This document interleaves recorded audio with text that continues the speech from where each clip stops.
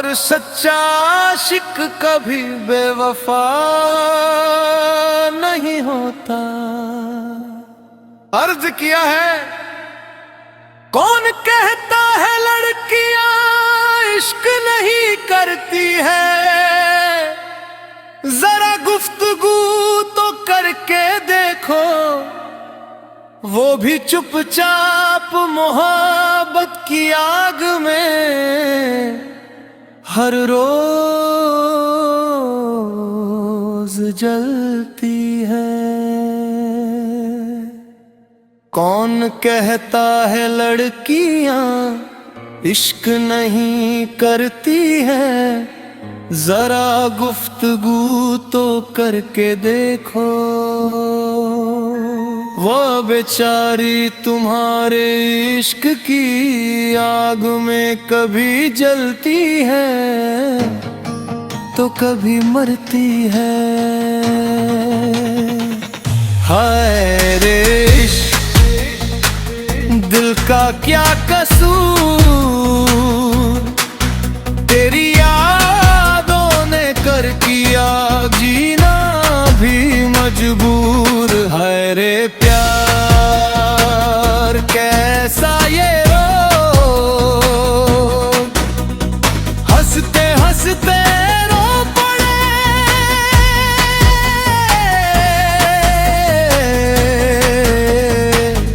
दिल वाले लोग। रातों में जगती है, चुपके आंसू पीती है,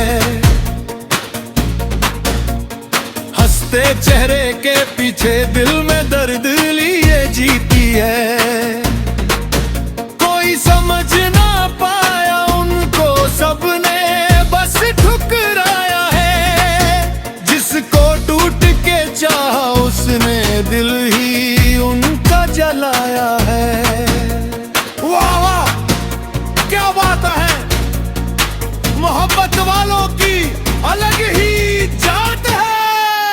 उसकी आंखों में सावन था, मेरे सीने में आग रही, वो दुनिया से डरती रही मगर दिल में मेरे साथ रही। मैंने पूछा क्यों चुप हो तुम, वो हल्का सा मुस्काई थी, लब खामोश रहे लेकिन आंखों ने बात बताई थी।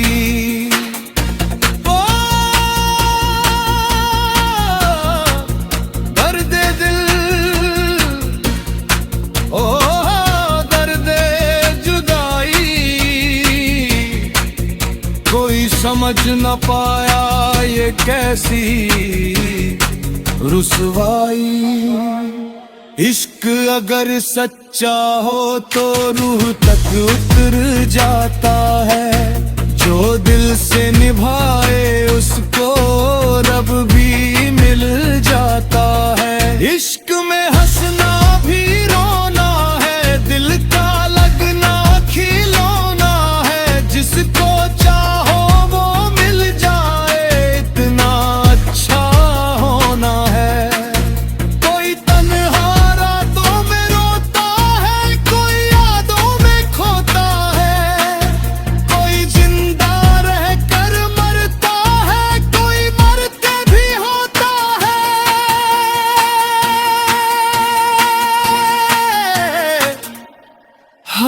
मोहब्बत है, हाय जुदाई, इश्क की आग बुरी रे भाई। कोई हंस के जीता है, कोई रो के मरता है, दिल अगर टूट जाए आदमी अंदर से डरता है।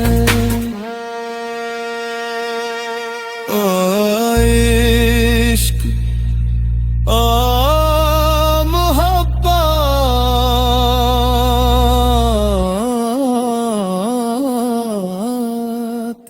तेरा दर्द भी मीठा, तेरी सजा भी प्यारी।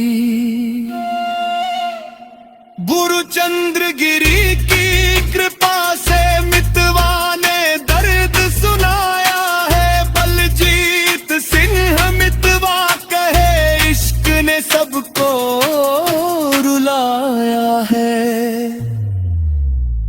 कौन कहता है लड़कियां इश्क नहीं करती है, जरा गुफ्तगू तो करके देखो।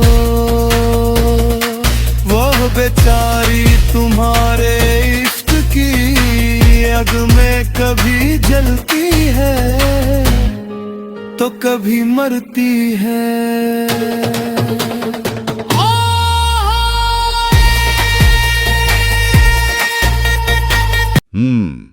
आज के इस विस्तृत विश्लेषण में हमारे पास चर्चा के लिए कुछ ऐसा है जो दिखने में बहुत छोटा सा है, लेकिन अपने भीतर एक पूरा समंदर समेटे हुए है। बिल्कुल, एकदम सही कहा। जो लोग हमारी ये गहन चर्चा सुन रहे हैं उनके लिए बता दूं कि आज हमारे स्रोतों में एक बेहद दिलचस्प हिंदुस्तानी काव्य रचना है, मशहूर शायर बलजीत सिंह मितवा की एक रचना, जिन्हें साइकोजीनियस के नाम से भी जाना जाता है। हाँ, साइकोजीनियस। और दिलचस्प बात यह है कि ये एक मुशायरा शैली की कविता है। कुछ ही पंक्तियां हैं, लेकिन इस चर्चा का जो हमारा मिशन है, जो मुख्य उद्देश्य है, वो उस रूढ़िवादी सामाजिक धारणा को चुनौती देना है जो अक्सर प्रेम में स्त्रियों की भावनाओं को बहुत कम आंकती है। सही बात है। समाज अक्सर उस गहराई को समझ ही नहीं पाता।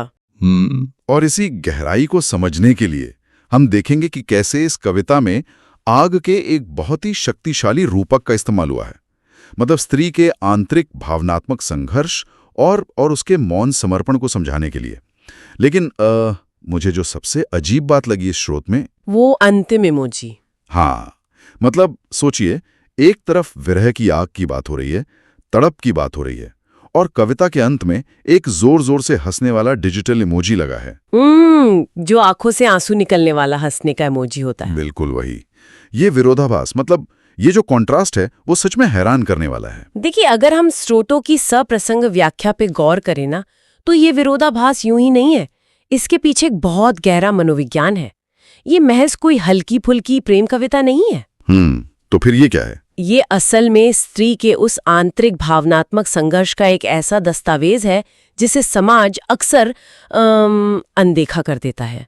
और जो आग का रूपक है ना यहाँ, वो कोई बाहर जलने वाली आग नहीं है। तो वो एक अंदरूनी ताप है। बिल्कुल, वो एक मौन तपस्या है। और वो जो हंसने वाला इमोजी है, वो उस पीड़ा को छिपाने का एक आवरण है, एक ढाल कह सकते हैं। क्या बात है। तो चलिए इस आवरण को थोड़ा हटाते हैं। कविता की पहली पंक्ति से ही शुरू करते हैं। रचयिता सीधे तौर पर पूछते हैं, कौन कहता है लड़कियां इश्क नहीं करती हैं? एक बहुत ही तीखा सवाल है ये, है ना। ये कोई आम सवाल तो नहीं है। ये सीधे सीधे समाज की उस सोच पर प्रहार कर रहा है जो महिलाओं के प्रेम को हमेशा शक की नजर से देखती है। एकदम सही। हमारे नोट्स भी यही बताते हैं कि समाज हमेशा उस प्रेम को तवज्जो देता है जो मुखर हो, जो शोर मचाए। अक्सर पुरुषों के प्रेम को इसी तरह महिमा मंडित किया गया है। हाँ, जो बगावत करे या दुनिया को दिखे। लेकिन स्त्री का प्रेम अक्सर मौन होता है, और इसी मौन को समाज भावनाहीनता समझ लेता है। शायर यहाँ उसी मौन प्रेम की वकालत कर रहे हैं जो दुनिया की नजरों से छिपा रहता है। अगर हम इसे सुनने वालों के लिए इसे थोड़ा आसान बनाने के लिए एक शांत महासागर से इसकी तुलना करें। बहुत ही सटीक तुलना होगी ये। अब देखिए ना, जब हम किसी महासागर को ऊपर से देखते हैं तो सब कुछ बिल्कुल स्थिर लगता है, कोई हलचल नहीं, एकदम शांत। लेकिन जब आप सतह के नीचे जाते हैं तो वहां क्या होता है? वहां एक अकल्पनीय दबाव होता है, बहुत सारे रहस्य होते हैं। बिल्कुल, वहां अनगिनत ज्वालाएं छिपी होती हैं। तो क्या हम ये कह सकते हैं कि समाज की ये जो सोच है, ये सिर्फ इसलिए बनी हुई है क्योंकि लोग सतह के नीचे देखने से डरते हैं? हाँ, क्योंकि सतह के नीचे के उस दबाव को महसूस करना कोई आसान काम नहीं है। उसके लिए बहुत धैर्य चाहिए होता है। जब एक स्त्री प्रेम करती है तो उसका वो संघर्ष अक्सर पूरी तरह मौन होता है। वो दुनिया के सामने सामान्य दिखने की कोशिश करती है। एकदम, वो भीतर ही भीतर एक युद्ध लड़ रही होती है, और चूंकि कोई आवाज नहीं होती तो लोग मान लेते हैं कि अरे, यहाँ तो कुछ है ही नहीं। सही बात है। लेकिन फिर एक सवाल उठता है, अगर वो प्रेम उस शांत महासागर की तरह अंदर ही अंदर छिपा है, सतह पर सिर्फ शांति है, तो उस तक पहुंचा कैसे जाए? और यहीं पर रचयिता अपनी दूसरी पंक्ति में समाधान देते हैं। हाँ, वो कहते हैं जरा गुफ्तगू तो करके देखो। अब एक बात जो मुझे हमेशा खटकती है, हमारी जो आम रोमानी कहानियां होती हैं उनमें ऐसा दिखाया जाता है कि प्यार करने वाले बिना बोले ही सब समझ जाते हैं। वो आंखों ही आंखों में बात होने वाली धारणा। हाँ, टेलीपैथी जैसी चीजें। लेकिन यहां रचयिता इतना जोर दे रहे हैं कि नहीं, आपको गुफ्तगू करनी ही पड़ेगी। ऐसा क्यों? क्योंकि वो बिना बोले समझ जाने वाली जो बात है ना, वो अक्सर सिर्फ कहानियों में अच्छी लगती है। असल जिंदगी में ऐसा नहीं होता। मतलब वो एक भ्रम है। बिल्कुल एक भ्रम है। जब भीतर एक पूरा उफान हो तो उसे सिर्फ दूर से खड़े होकर या इशारों से नहीं समझा जा सकता। आपको वो गुफ्तगू यानी बातचीत का सेतु बनाना ही होगा। संवाद स्थापित करना होगा। हाँ, स्रोतों में स्पष्ट लिखा है कि बिना हृदय के करीब जाए, बिना गुफ्तगू किए आप उस गहराई को नहीं माप सकते। गुफ्तगू का मतलब सिर्फ हालचाल पूछना नहीं है। तो ये एक तरह का मतलब एक सुरक्षित माहौल देना है। एकदम सही। एक ऐसा माहौल जहां वो स्त्री अपनी उन भावनाओं को बाहर ला सके जो उसने दुनिया से छुपा कर रखी हैं। ये तो कुछ ऐसा हो गया जैसे समुद्र की गहराई नापने के लिए आपके पास सोनार उपकरण का होना जरूरी है। बहुत ही उम्दा उदाहरण है ये, है ना? आप सिर्फ किनारे पर खड़े होकर ये अंदाजा नहीं लगा सकते कि गहराई कितनी है। आपको वो ध्वनि तरंग यानी वो संवाद भेजना ही होगा जो नीचे जाए, भावनाओं से टकराए और आपको सही तस्वीर दिखाए। बिल्कुल। और जब वो तरंग गहराई से टकरा कर वापस आती है ना, तो जो सच सामने आता है वो बहुत ही झकझोरने वाला होता है। वो कोई कोमल भावना नहीं होती। तो क्या होता है वो एक धधकता हुआ ज्वालामुखी होता है। और यहीं से इस गहन चर्चा का सबसे मुख्य हिस्सा शुरू होता है। जब वो गुफ्तगू होती है तब पता चलता है कि वहां एक जला देने वाली आग है। हाँ, और कविता की अगली पंक्तियां इसी और इशारा करती हैं। रचयिता कहते हैं, वो बेचारी तुम्हारे इश्क की आग में कभी जलती हैं तो कभी मरती हैं। ये शब्द जलना और मरना बहुत गहरे हैं। सच कहूं तो सुनने में ये बहुत ही चरम लगता है, मतलब बहुत एक्सट्रीम। लेकिन जो स्रोत हमारे पास हैं वो साफ करते हैं कि यहाँ जलने या मरने का मतलब किसी भौतिक मृत्यु से नहीं है। नहीं, बिल्कुल नहीं। ये एक विरह अग्नि का रूपक है। विरह की आग? साहित्य में इसे अतिशोक्ति और मानवीकरण कहते हैं। मतलब किसी बात की तीव्रता को दर्शाने के लिए उसे बहुत गहरे तरीके से पेश करना।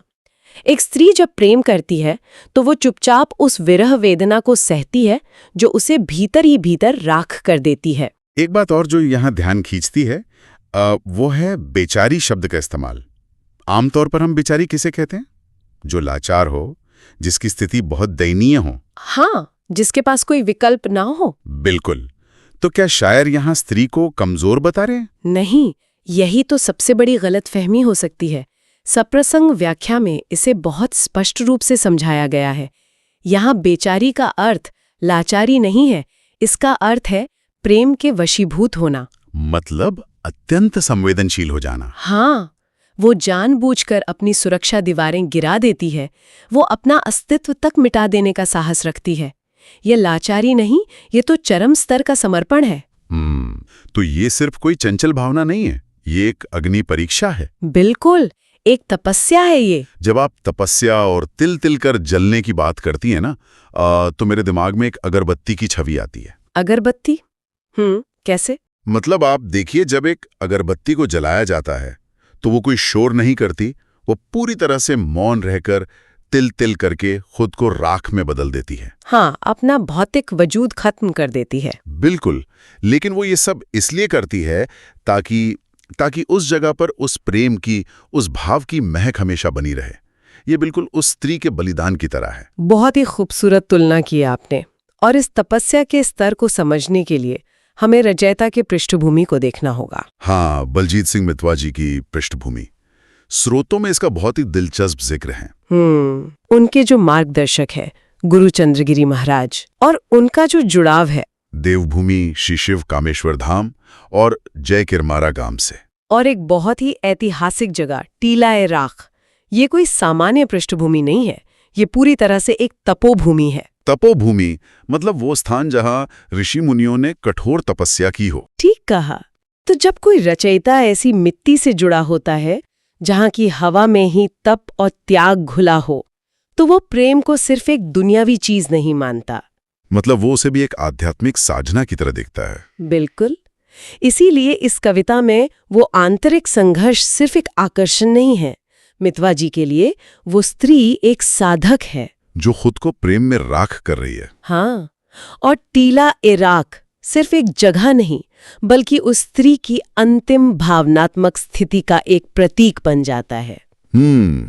ये सब बहुत ही गंभीर और गहरा है, लेकिन फिर हम उसी विरोधाभास पर आके अटक जाते हैं जिसका जिक्र हमने शुरुआत में किया था। वो हंसने वाला इमोजी। हाँ, मतलब एक तरफ विरह की आग, राख का टीला, अगरबत्ती की तरह जलना, और अंत में ये डिजिटल मुस्कान। ये बहुत ही अजीब लगता है। और यही बात इस रचना को आज के आधुनिक दौर से जोड़ती है। स्रोत बताते हैं कि यह हास्य सिर्फ एक आवरण है, एक मुखौटा। बिल्कुल। मुशायरा शैली की जो भाषा होती है वो भावनाओं को चरम पर ले जाती है, लेकिन वो इमोजी वो उस पूरे दर्द को आज के डिजिटल युग के एक मुखौटे से ढक देता है। तो क्या इसका मतलब यह है कि आज के दौर में जहां हम हर चीज स्क्रीन पर जीते हैं, ये अपने दर्द को छिपाने का एक तरीका बन गया है? 100%। मतलब अंदर से कोई विरह की अग्नि में राख हो रहा है, उसका मन पूरा टीले राख बन चुका है, लेकिन दुनिया के सामने वो एक इमोजी भेजकर कहता है कि अरे मैं तो बिल्कुल ठीक हूं। हाँ, ये तो बस एक मजाक था, क्योंकि आज के समय में अपनी कमजोरी या अपना दर्द दुनिया को दिखाना सुरक्षित नहीं माना जाता। समाज बहुत जल्दी जज कर लेता है ना। बिल्कुल। इसलिए लोग अपने सबसे गहरे घावों को इस हास्य के आवरण में लपेट देते हैं। वो स्त्री जो अंदर से जल रही है, वो बाहर से इसी इमोजी की तरह हंसती हुई दिखती है। यह उसकी रक्षा प्रणाली है। ये तो सच में झकझोर देने वाली बात है। इसका मतलब वो जो शांत महासागर था, जिसकी सतह को शांत रखने में ही इतनी ऊर्जा लग रही थी, उसी सतह पर ये इमोजी चिपका दिया गया है। हाँ, ताकि कोई उस गहराई में झांकने की कोशिश ही ना करे, ताकि किसी को वो गुफ्तगू करने की जरूरत ही ना महसूस हो। एकदम सही। और इसीलिए तो कवि ने जोर देकर कहा था, जरा गुफ्तगू तो करके देखो। ये एक चेतावनी है कि सिर्फ बाहरी मुस्कुराहट देखकर मत मान लीजिए कि सब ठीक है। हाँ, उस डिजिटल या भौतिक मुखौटे के पार जाना जरूरी है।